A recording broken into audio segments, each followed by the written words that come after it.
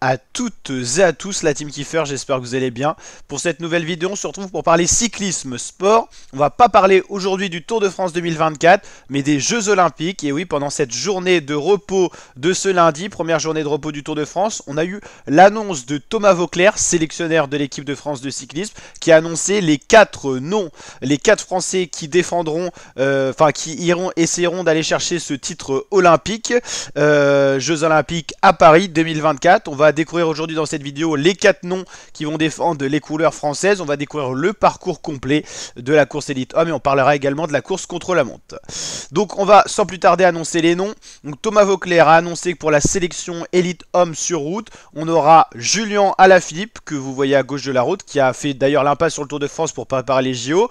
Christophe Laporte, qui est du côté de la Visma Leise Bike, qui est sur le Tour de France, le champion d'Europe qui ira aux Jeux Olympiques. On aura également Valentin Madouas pour la Groupama FDJ et Kevin Vauquelin, qui a déjà gagné une étape sur ce Tour de France 2024 et qui sera de la partie. Vauquelin, Arkea Samsic, il a gagné la deuxième étape du Tour de France 2024, il est encore en jeu sur le Tour, mais on peut penser que si ça va pas dans les dernières étapes, il pourra abandonner peut-être pour préparer les Jeux Olympiques.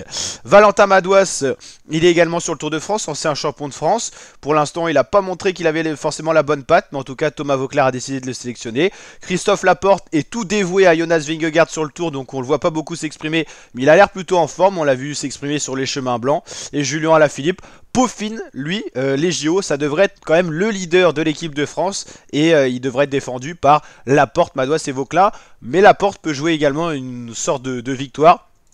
Sur le parcours des JO, on va regarder justement le profil, le voici.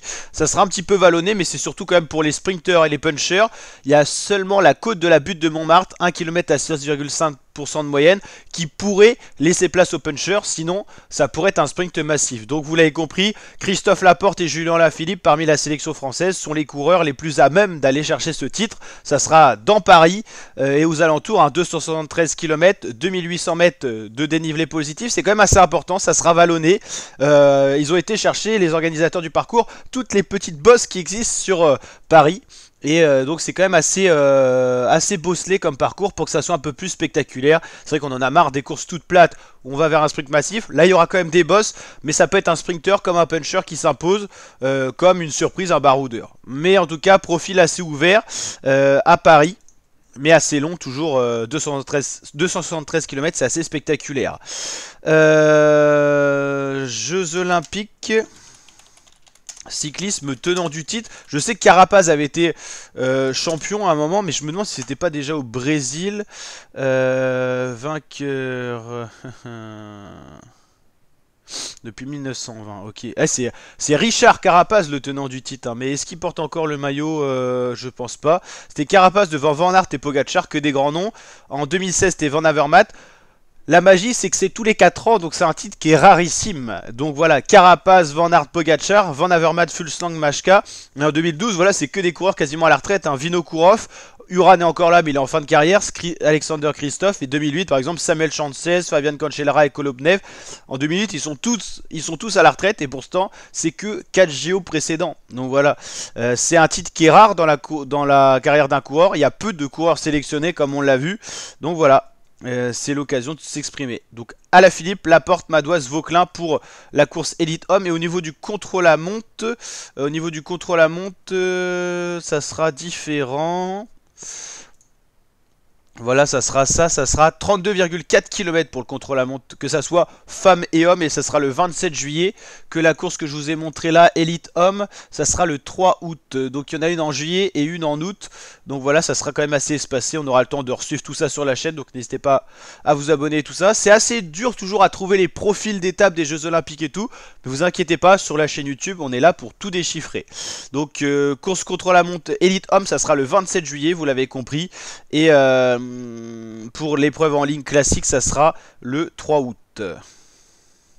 Et pour les femmes, ça sera pas 273 km, mais 158 km. Ok. Donc voilà, sélection. Pour les autres pays, je sais pas si ça a été annoncé. On va regarder ça. On connaît la sélection complète des cyclismes. Ouais, donc ça c'est pour la France. Mais est-ce qu'on a les autres nations? Il y aura Pogacar, leader de la Slovénie, avec Roglic apparemment. Est-ce qu'on a toutes les nations, je sais pas, hein. Contre-la-montre, apparemment, il y a le roi qui a un nom, ça serait Kevin Vauquelin pour les Français.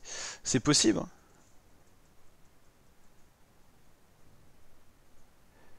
Donc sélection de 4 nouveaux athlètes pour la délégation française et un pour le contre-la-montre apparemment, hein. Ah, ça fait pas beaucoup, hein. Sélection Jeux Olympiques cyclisme par pays, c'est toujours très compliqué à avoir les infos. Ah non, Primoz Roglic reste taqué. Ah non, parce qu'ils ont peut-être pas un ratio assez important. Ah, c'est le nombre d'athlètes qu'il y a le droit pour le contre-la-montre et tout ça. Donc France, ça doit être un seul du coup. Ah, c'est ça, c'est un. Et CEL, c'est quoi? On sait même pas. Ça, c'est le Keirin. Vitesse par équipe. L'Omnium. Putain, il y a plein de trucs, hein. Ok, ok, on a les sélections. Bon, les quotas sont un peu spécifiques. Ouais, le maximum, c'est 4 coureurs. C'est pas beaucoup. Il n'y a pas tant de coureurs que ça, hein. 4, ouais, c'est 4 fois 1, 2, 3, 4, 5. Ça fait 20. 23, 26, 29, 32. 32, on sort à 35 de là. Et puis après, ouais, voilà, ok. Ça fait pas tant de coureurs que ça, hein. Ok, ok, ok. Bon, c'est par rapport au classement cycliste mondial et tout ça, quoi. Mais en tout cas, pour la start list complète, coureur engagé JO.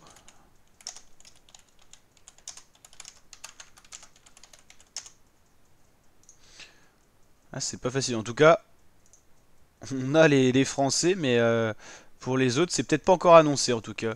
En tout cas, on se tient au courant, la team. Ouais, ça c'est le Tour de France 2024. Donc dès qu'on a des infos, on se tient au courant et puis on continue de suivre le Tour de France 2024.